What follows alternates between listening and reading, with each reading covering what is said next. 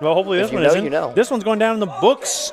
Game 1, Battlefield, Sheik and Ice Climbers, grand finals here at Defend the North. Poseidon with a dominant performance earlier in winners, and Triff with a crazy run through losers.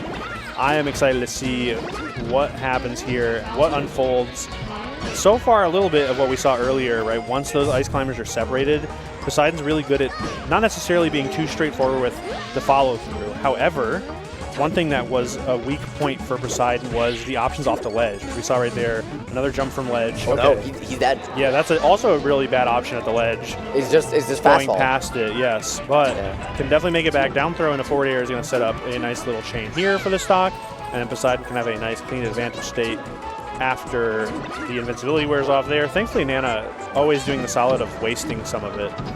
I like the idea for that up air, but unfortunately not finding both the forward hit and back hit that you want to separate the climbers. Right. So having to just get caught in the combo, there's that neutral air combo break we were talking about before. But unlike last set where all of those back airs are just landing to just wall out the ices from ever coming back together, so far we've seen Poseidon have to work just a little bit harder. Even though he's still converting the same number of advantage states into a single climber, you know, even now, right, he's still taking just an extra little bit of chip damage. And that's why we're seeing Triff continue to maintain this slight lead. Ooh, up smash so good right there. Getting some really nice hits of it too. Down smash not getting punished either. Pretty much just the right spacing, and that forward air is going to separate them. Big back air, but Nana fighting back actually helping out a lot.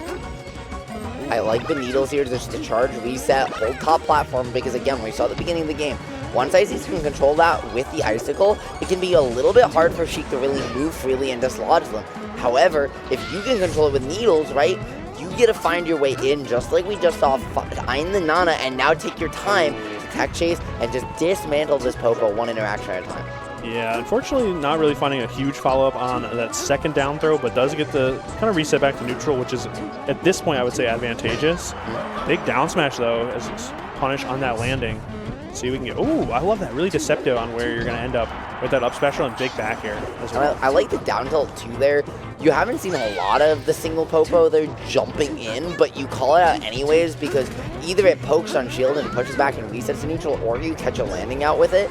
And suddenly, right, Triff is on the last stock of game 1. Started off so hot, but if you aren't even able to close out this one, it's got to do a lot of mental damage. Definitely. I like that idea, though. You kind of wave dash and jab down smash to break it up a little bit, but the thing is, like, there are those like rolls that we saw earlier in their set too, and it's no fault to Triff. Like, Ice Climbers just have like a pretty big flaw in that like sort of space in neutral. Big swing though, trying to find a fall through on the platform. It's going to be Nana on the receiving end of a little bit of a combo here. Some reprieve though. I love that fighting back with the forward air. Normally getting hit there, you know, we saw earlier, but unfortunately Squall Hammer going to fall short, and Poseidon, despite a rocky start, had a solid finish. Yeah, I was going to say, those rocks, you know, we saw some rocks that were covered in ice. We thought Poseidon might be slipping and sliding as the Ocean God's momentum froze over, but instead it thawed right quick, and now the climbers at least get to go to final destination, right? They at least got to try and get some of those decent combos started, but as we saw last time these two played on this very stage, right? If you miss that one desync, Poseidon is capable of just pressuring you like there's no tomorrow. Ooh, okay. I like the feint on the ledge there from Triff. Ends up just taking the stage instead, and then punishing Poseidon's landing. Oh, wow, big lightning kick. I was going to say, huge opportunity there for Triff, right? Because he would have been able to punish the iframes. Lightning kick, falling for that lightning kick off into a platform, that was an absolutely brutal way to go, because it means that not only do you not get to punish the switch back into Sheik, but you also now are at an even game. You lost your entire lead just because you ran into one forward air. Right. It's very unfortunate. Oh, big down smash there. Going to keep it up too. And now, see, exactly what I was talking about earlier is sort of like getting the hit on Nana and then saying, okay, I assume that you think I'm going to keep that up. I'm actually going to, you know, mix it up a little bit.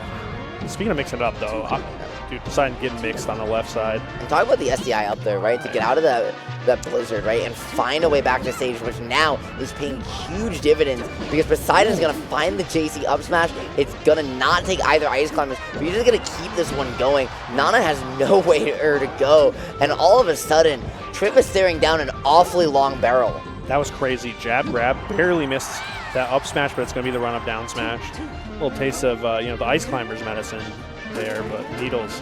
Even without the platform, it still cut off like a pretty solid chunk of the approach option that we usually see just by jumping up and doing the needles there. Poseidon trying to get some extra credit here. I love that, but that down smash covering that lane. Good stuff from Triff to kind of cut off the aerial approach at the back air and then punish the grounded approach with the down smash. Okay. I just slow it down. This makes sense. If you're Triff, you recognize that Poseidon is just outplaying you at this high speed. So you're trying to use those icicles to slow the pace of the game down. But even still, the needles trading out with it, there's no way to go. And the Sheik is just slowly and methodically inching forward. Right, it really is. That's a good way to put it. It was just like jab, dash attack, down smash, all like one option at a time, just one segment of FD at a time, tons of damage building. And that's that's terrifying, right? Because you see this Sheik playing at such a high pace of play, and you try to slow it down, and then she suddenly outplays you there too. Like, what do you do? I think you just got to take a break and maybe reassess right now, trying to get something going. Roll in, getting punished with the up tilt, and grab not really connecting either. The thing is, like, you know, Sheik has so many fast moves that Triff is trying to like get around one of them and then runs into the second one, or, you know, the third one. And it's so tough because Poseidon's also really good at kind of bringing them all of the way to the, you know, biggest fruition possible. That was a huge potential opportunity there, but you saw, right, Triff got stuck in shield, and it's gonna cost him the entire game. That whiffed grab from Poseidon could have, and arguably should have, led into a grab in turn from Triff, which is where this character really just destroys Sheik, right? But it's not even gonna happen, and we're seeing a switch off the Ice Climbers entirely to a much better matchup for Sheik, because at this point Triff's like, I've lost 5 games in a row. I need to try something. Yeah, but it's kind of tough because we saw this exact matchup earlier, and Poseidon did not make it look very nice, if I remember correctly. So it's interesting matchup too. You know, like there are definitely things Marth can do, but Sheik has just so much speed to get around a lot of the slightly more committal options from Marth. So you kind of have to be like really surgical with the approach, and any misstep, you're kind of on the back foot, like we're seeing already. Yeah, and a player like Triff, who is not necessarily like, you know, he will try and play the reactive game, but he does just feel like, as many Ices players do, like this desire to wall out with some of these preemptive hitboxes, and a character like Sheik, as you mentioned, AJ, just punishes you so brutally for that. And then you have to pick the panic option, there's nowhere left to go, and Poseidon just gets to have a field day. Right. Oh, okay, regular get up getting hit with that grab, and gonna be the forward air to follow it up. This should be it. Yep, gonna get the roll on pretty easily. 2 stocks to 4 right now. Triff looking for an answer, but unfortunately not really coming up with one quite yet. And now you have to deal with a weak up air. That could have been a disastrous situation. Ooh. Even though Poseidon drops the combo, he picks it up right afterwards. Now just gets to keep the pressure going. I like the needles in an attempt to slow down the reset to neutral, but hey, even if then it doesn't work out, you don't need the reset anyways because you're just too clean with it. Yeah, a lot of pressure right there. Even not necessarily with a move, just sort of like presence. Really keeping up that sort of oppressive feeling of me, you know, just constantly being mauled by Sheik that we're seeing right now. Another drop zone fair. Doesn't actually get it, but that down smash should kind of set up for a rough spot. You have down air, forward air. Oh, again, a triple? Eventually forward air, I hope. Into the jab, grab, into forward air. Yep, that's going to be it. Crazy sequence. The triple down air is not something I expected, but beautiful show from Poseidon. Everybody clapping it up. And honestly, just looking so comfortable all the way through winner's side, all the way through grands as well. Amazing stuff. Yeah, I mean, at the end of the day, right? Like, I think the second you and I saw Poseidon touch the sticks on this stream, we kind of knew, Sheik by his side, which way it was starting to swing. Just the level of play, the combos that wouldn't get dropped, the situational awareness, when to jab, when to grab, when to find the needles, was just second to none. And it felt like no matter who you were, no matter what stage you were on, there was no way to ever land or truly reset neutral unless Poseidon let you. Right. Yeah, it really was just like, no matter the stage, even on FD, right?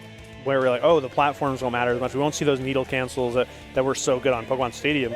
We did still kind of see some implementation of them, and then also a completely different game plan as well. It seemed like everything was already scouted out. I will say, shout out to Poseidon for ending the set with my favorite mix-up, which is down tilt into jab on different shield spacings to find different amounts of pressure, right? You get the shield poke there. Like, look at this. Love that. You get the shield poke into the grab because of the down tilt based on the shield angle. Right. Otherwise, you can find a mix-up into a down tilt to do the same thing, an F tilt. You have so many options out of that down tilt spacing mix-up there, and Poseidon just finding the pressure immaculately. Well, I think they are doing the award ceremonies just off to the side. I'm sure they're thrilled to get that prize money, but we